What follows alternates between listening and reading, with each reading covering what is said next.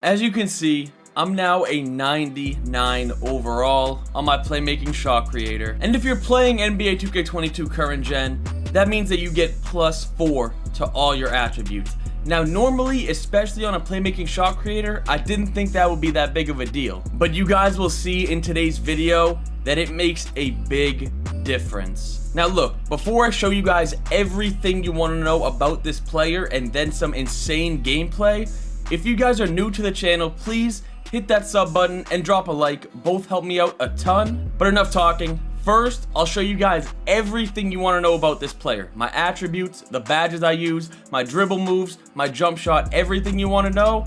And then you guys will see gameplay where you'll understand why I tell you that 99 overall changed this player. Okay, so first things first, this is his attributes at 99 overall. None of these attributes can get any better. This is the best he can possibly be. You guys see, first things first, he has a 98 speed, 97 acceleration, more than fast enough.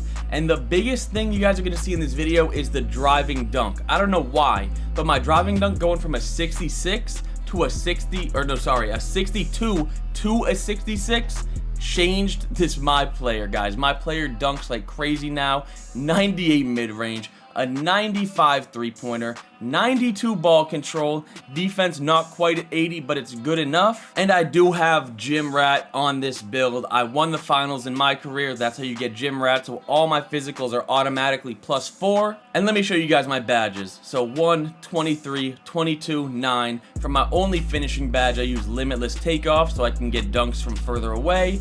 For my shooting badges, this is what I run. Stop and Pop, Green Machine, Sniper, Hot Zone Hunter, Blinders, Hall of Fame, Deadeye, Gold. Now listen, Mike Wang said that he plans on changing either Chef or Limitless Spot Up. As of right now, I don't use either of them, but if they do get changed, I'm gonna have to change up my badges for my shooting badges and probably put one of those two on. This is what I run for my playmaking badges. I run these 5 on Hall of Fame. You pretty much need to run these 5 on Hall of Fame. Very important. And Bronze Bailout is all you need. Trust me, you'll see it in the gameplays I show in this video.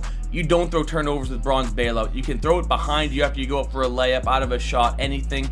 You don't need more than Bronze Bailout and then Bronze Bullet Passer, just so my passes can be a little bit faster. And then this is what I run on my defensive badges. Gold Clamps and Gold Menace, Silver Intimidator, and Bronze Pick Dodger. I don't know that much about defensive badges, but this has been working out so far, so this is what I'm going to keep on. You guys can see I haven't played that many games. I've played about 110 games, and I'm shooting 73% from the three-point line. So I really don't miss on this game. It will be way higher if I just came to the park with all my badges. This is my jump shot, 98 LA 45. If you want to know the exact blending, go to my last video, the top 3 jump shots. I show it in there. And then my dribble styles, you see, Quick, D Rose, Kyrie, Trae Young. This is all my dribble moves. I recommend you put these on, and you definitely will after you see the gameplay. So let's get right into it. As you can see, first things first, I don't know why they spawned Bandit out of bounds. I will be playing with Bandit in all these games, and I will be ISOing. Now, I absolutely love ISOing in this game. I love the dribble moves in this game. I love the shooting in this game, even though, yeah, it's a little too easy to shoot. I do think so. But I love this game. I love playing this game. This is one of the first 2Ks in years where I get excited to get on the court and actually play. ISOing like this is really fun. And like I just told you guys, once I hit 99 overall, my player dunks like crazy. You guys will see in some of these gameplays. I think in 2 of these gameplays I do a lot of dunks just to show you guys how crazy my player was dunking. But basically, if you guys remember the offensive threat from 2K20, that's basically this build on the ISO, except you don't get contact dunks. But in this game, you don't need them because the ISO is so much better. The speed boosting is so much better. Like, look, this guy will never be near me. I can cook him in so many different ways. Could have took a 3 there. Could have took a dunk there. Could have went to the right. There's no guarding a good ISO player in this game. And now, I'm not even just talking about me. Because, guys, I've gone against my fair share of good, like, look it. I've gone against my fair share of good ISO players, and it is hard to guard. For anybody that's a guard this year, especially an ISO player, I don't get why people wouldn't enjoy this here. Yes, it's frustrating on defense, but offense is so fun. I can't get over how fun it actually is to ISO this year. And yes, ISOing in 2K20 was fun, but I love the dribble moves. Look at that super fast speed boost. And one thing about me, you guys will see, when I play against people, whether they use screens, they ISO, a lot of people take these shots where I swear I'm in their face, but it doesn't give me an animation. By the way, I hope you guys have noticed so far, I've done like 5 or 6 dunks, or I've gone up for it 5 or 6 times, and it's all been dunks, not one layup, which is pretty crazy as a playmaking shot creator. You would think they would at least make me go up with 1 layup, but I'm telling you, once I hit this 99 overall, I didn't notice a difference in shooting, right? Because what's the difference between a 91 and a 95? I should be able to hit wide open anyway. I did notice my player moves a little bit faster with this 98 speed, but look at that. How do you guard these speed boosts? The combos, the speed boost, the dribbling, the ISOing, just cooking people in this game is so much fun. I hope you guys enjoy, you know, the positive vibes you're getting, because back in 2K21, I'm not gonna lie, there was a lot of, I was complaining a lot in my videos, and I didn't like that. I hate complaining in my videos, but I have very little to complain about. I don't have, you know, nothing to complain about, but very little. You know, the whites going in, the speed boost is a little too fast for ISO. Like right there, that man just got straight cooked. And I love the ways you quick stop this year. You see, that man was a lockdown. He was a lockdown, and I gave him 21. And also, another thing I don't like is you know, the steals. I swear, but look at that. Look at the dunks I'm getting. But it's the steals. I promise you. The only way people really get stops on me on the twos is from stealing the ball from me. Like, look, this man's playing too high, fiending for the steal.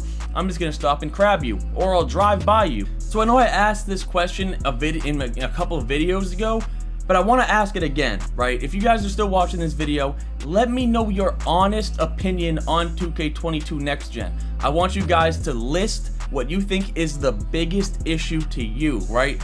For example, for me, yes, I do think the gameplay needs work, but guys, me and Bandit, right? I have 195,000 subs. Bandit has about 170,000 subs. 2 big YouTubers are on the twos court.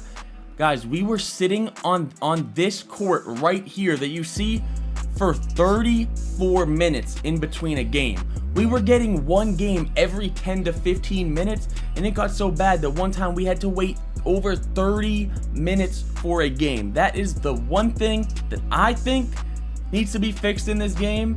I don't know how they do it, but I think it, you know, it needs to be fixed. Let me know the one thing you guys think needs to be fixed, and whether you guys even like this game, because like I said, I really enjoy it. You guys see that new green animation, absolutely beautiful. I love that green animation, and I was getting a lot of them. Me and Bandit played about 25 games, went 25-0 before my food finally got here. I had to hop off, but you see, I did shoot a white there. Bandit gets the board, goes back up. This was a semi-close game, 10-17.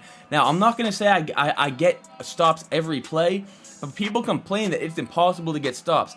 Now, if you go against a really good guard, yeah, it's hard, but I do get 2 to 3 stops every game. Like, look at the dunks I'm getting every time. It's a fast dunk, and I hope you guys go back to the beginning and see. I only have 2 dunk packages on. I have 2 dunk packages on, Manu Ginobili and Klay Thompson, and this is the result. Every time I go up with it, it's a crazy fast and good dunk animation. You guys see, once again, just easy wins, easy ISO. This man can't stop me. Quick stop for 3. That's green. This was earlier that day before I changed my green animation to that new one. That's why I threw this last, because those other gameplays were all together. This was earlier in the day before I think we got off for a quick break. Then that locker code came out for that super clean green animation, which I love. You see me dotting Bandit. I don't know, guys. I say it so much, but I absolutely love the game, and I love the vibe I'm getting from 2K22. I honestly don't know if I'm going to next gen as of right now, because I still have to hit level 40 on current gen, which I do plan to do this season, and I just don't mess with the city, honestly.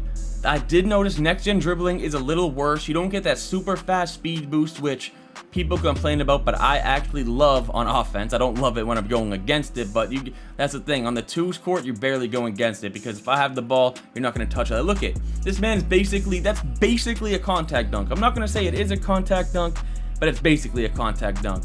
We have 10 easy points I don't know. This reminds me of a mix between 2K21 Next Gen and 2K20, if you guys know what I mean. Because 2K21 Next Gen, it was so hard to get a stop on somebody, which is what reminds me of this game.